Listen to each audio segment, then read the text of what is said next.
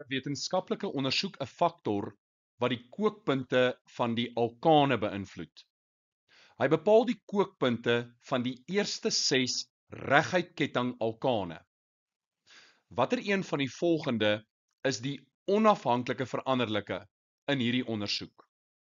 Die korrekte antwoord is D, kettinglengte. A is kookpunt. Nou, dink mooi daaroor. Die wetenskaplike meet die kookpunt elke keer. En dit wat jy meet is die afhanklike veranderlike. So dit is nie A nie.